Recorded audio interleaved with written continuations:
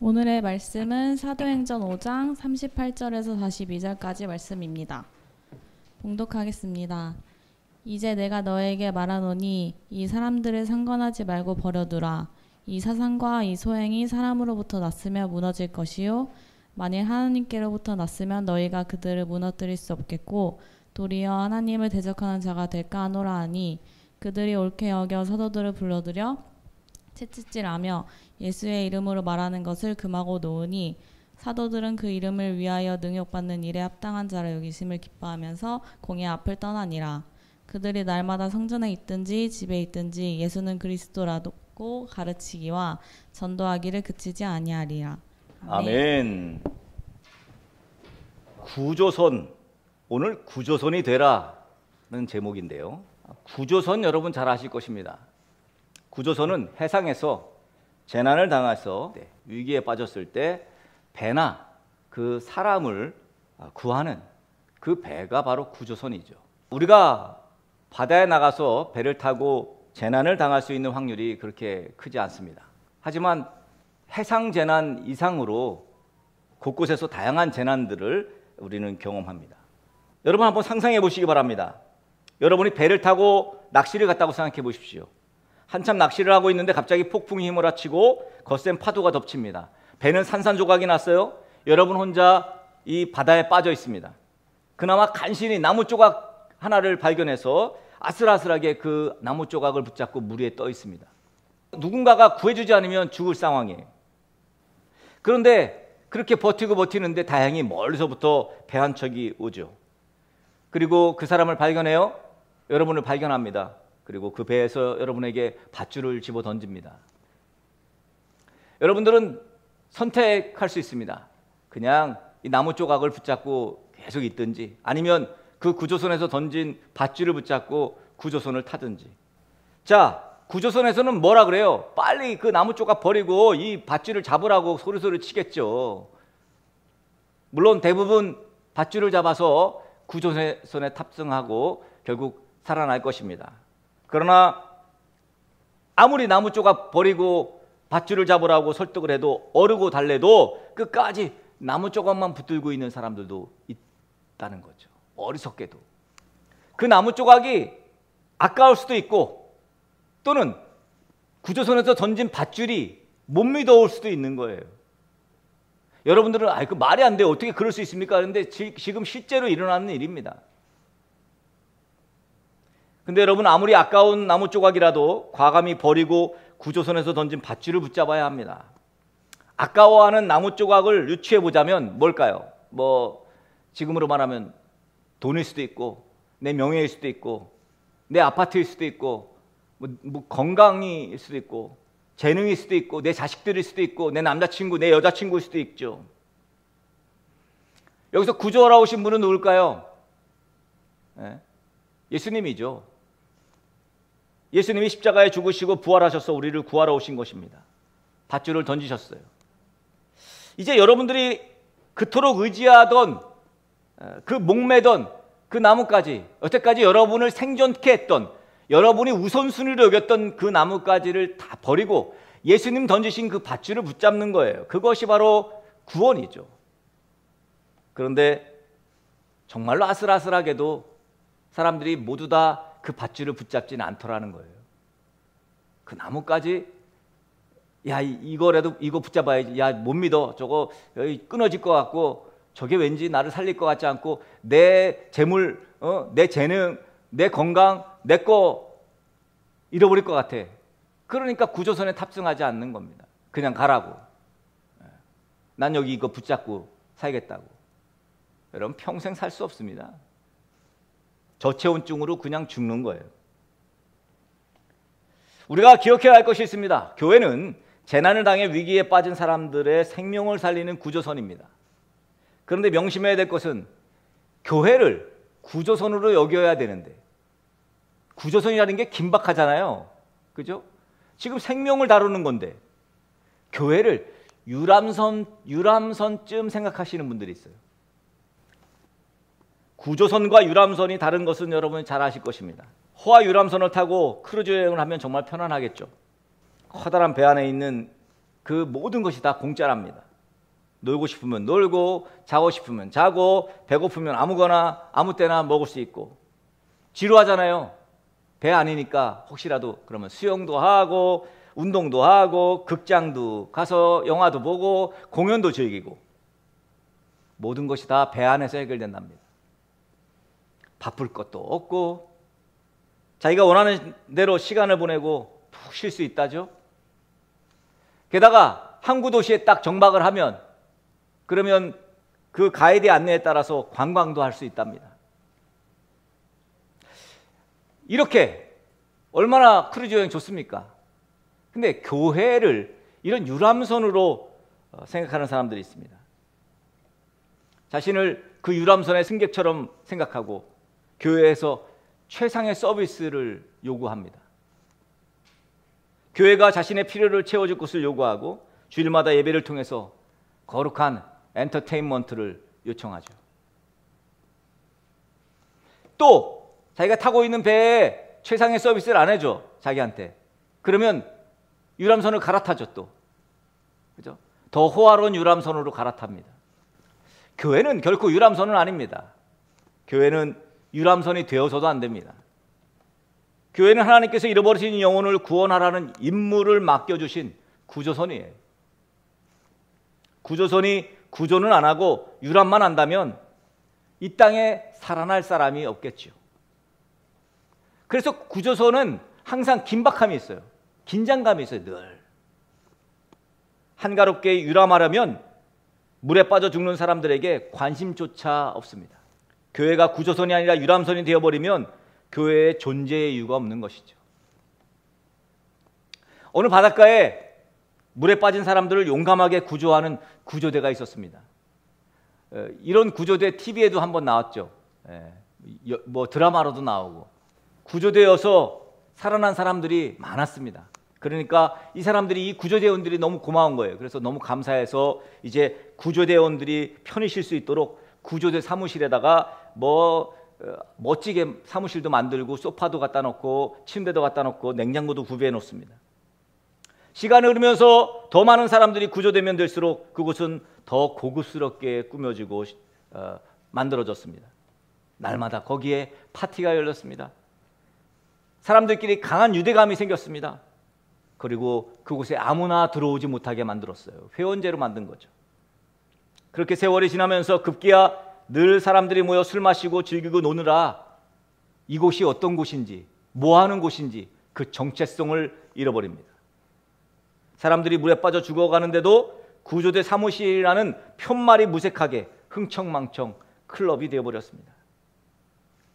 자칫 잘못하면 교회가 이런 식으로 변질될 수 있습니다. 교인들이 자기들끼리만 즐겁고 행복한 교회, 새로운 사람들에 대한 관심 없고 새로운 사람들에 대한 배려가 전혀 없는 교회, 더 나아가 아예 새로운 사람들이 오는 것을 귀찮아하는 교회, 그것은 더 이상 교회가 아닙니다. 어느덧 구조선이 아닌 유람선이 되어버린 거죠. 성경이 말하는 교회는 결코 유람선이 아닙니다. 교회는 세상이라는 바다 한가운데서 빠져 죽어가는 수많은 생명들을 구원하는 구조선이에요. 우리는 자신이 구조선에 타고 있다는 것으로 만족해서는 안 됩니다. 나야 구조됐으니까 괜찮아. 거기에 만족해서는 안 됩니다. 교회가 우리만의 구조선이 되게 해서도 안 됩니다. 물에 빠져 죽어가는 사람들이 도움의 손길을 요청할 때 기꺼이 손을 내밀고 생명줄을 던지고 그들을 건져내야 합니다. 교회가 유람선이 아니라 구조선이 되어야 한다는 것은 너무도 당연한 말입니다. 우리 교회가 유람선이 아니고 구조선이 되기를 원합니다. 우리 교회가 지금은 강물 위에 돛담배처럼 그렇게 연약하지만 구조선이 왜 이렇게 조그마요? 그럴 수 있죠. 하지만 앞으로 더욱 구조선으로서의 전도와 선교를 감당하기를 저는 소망합니다. 사도행전 오늘 말씀 보면 오늘 내용은 어떤 내용이에요? 오순절 성령 임재 사건으로 인해서 거기에 속해 있던 베드로와 11 사도들 그리고 함께 했던 120명의 성도들이 예루살렘에 사는 모든 사람들에게 성령 받고 난 다음에 예수님이 십자가 지심 그리고 죽으심과 부활에 대해서 이야기합니다. 특별히 베드로가 설교하죠. 막 3,000명씩 회개하고 돌아옵니다. 너희가 십자가에 못 박으니 예수를 하나님이 주와 그리스도가 되게 하셨다. 그 말을 듣고 사람들이 성경에 자세히 보시면 여러분 마음에 찔려 그랬어요. 마음에 찔리죠. 왜? 그 예수 자기가 십자가에 못 박으라고 막 그랬거든. 마음에 찔려. 형제들아 우리가 어찌할꼬? 이렇게 시작하죠. 어찌할꼬? 어떻게 해야 됩니까? 탄식합니다. 이게 사도행전 2장에 나오는 말씀이에요. 그때 너희가 회개하고 각각 예수의 이름으로 세례를 받으라고. 그리고 회개하고 세례받은 사람의 수가 3,000명이 넘었어요. 이로 인해서 예루살렘에 교회가 생깁니다. 예루살렘 교회, 초대교회죠. 사도행전 2장 47절을 보니까 주께서 구원받는 자의 수가 날마다 더하게 하셨다 그랬어요. 예루살렘 교회의 폭발적인 부흥을 이 바리새인들과 제사장들이 극도로 시기하고 싫어합니다. 그래서 사도들을 붙잡아 감옥에 가두죠. 베드로와 요한을 불러 신문합니다. 그래서 도무지 예수의 이름으로 말하지도 말고 가르치지 말라 그렇게 협박하죠. 그런데 뭐라 그래요? 사도행전 4장에 보면 우리가 보고 들은 거 어떻게 말하지 않을 수 있겠느냐. 사도들이 계속 복음을 전하는 것을 보고 다시 붙잡아요. 그리고 죽이려 합니다.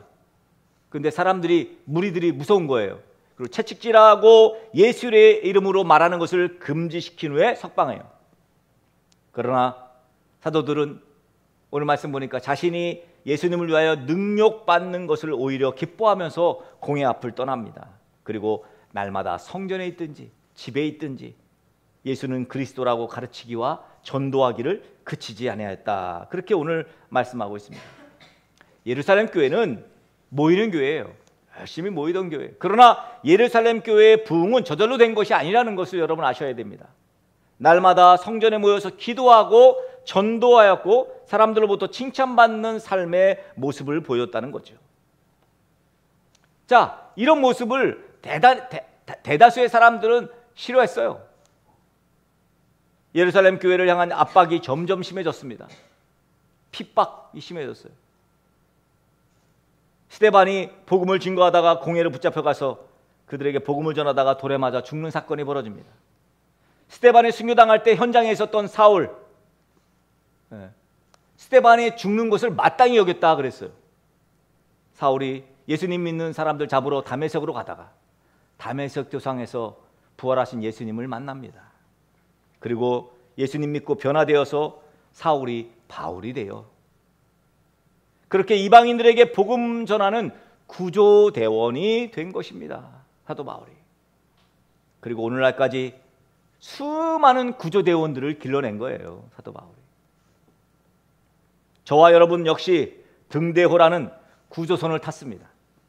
물에 빠져 죽어가는 사람들을 구조하는 구조대원의 임무를 우리가 감당하게 된 거예요. 교회는 생명을 살리는 곳입니다.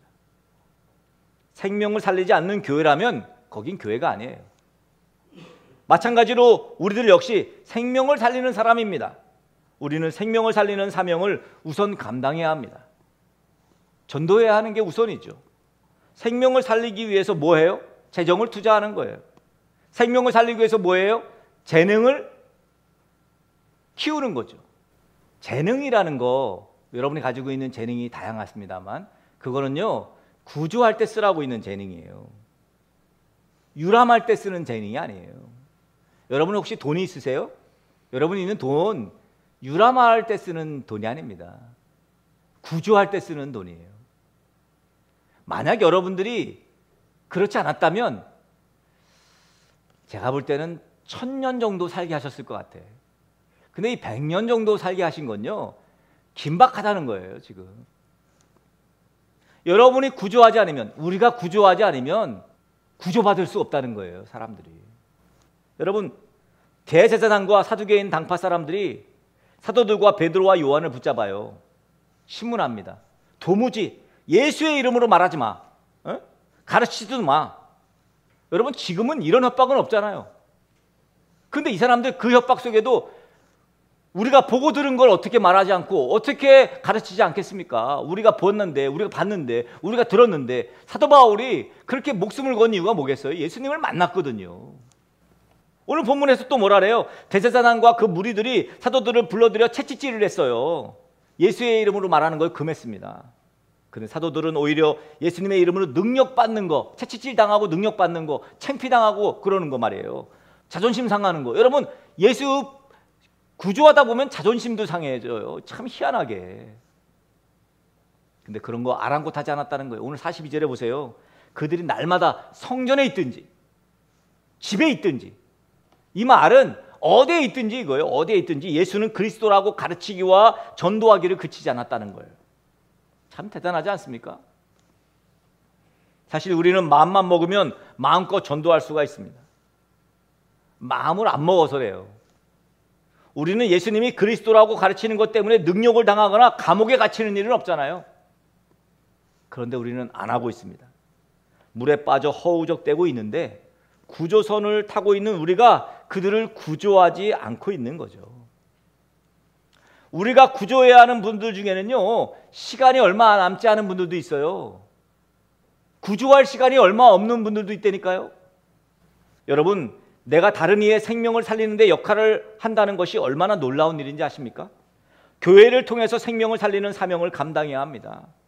내 재능을 통해서 생명을 살려야 합니다. 내 물질을 가지고 생명을 살려야 합니다. 그런 점에서 새로운 혁신이 우리 등대교회 안팎으로 요구됩니다. 먼저 우리는 구조하는 사람들이니까 구조하는 법을 배우고 익혀야 합니다. 그런데 사실 우리는 전도할 때 어떻게 해야 할지 너무도 잘 알고 있습니다. 관계를 잘 맺어야 하는 것도 필수라는 것도 잘 압니다. 내가 상대방에게 신뢰를 주지 못하면 전도할 수 없다는 것도 잘 알아요. 그래서 여러분 밥도 사시고 커피도 사시고 투자도 해야 합니다. 그리고 교회로 데려올 수 있도록 데려오고 올 수 있을 정도는 돼야 합니다. 너 보니까 그래 네 말 믿고 내가 한번 교회 가볼게. 야, 너도 교회 가냐? 뭐 이러면 안 되죠.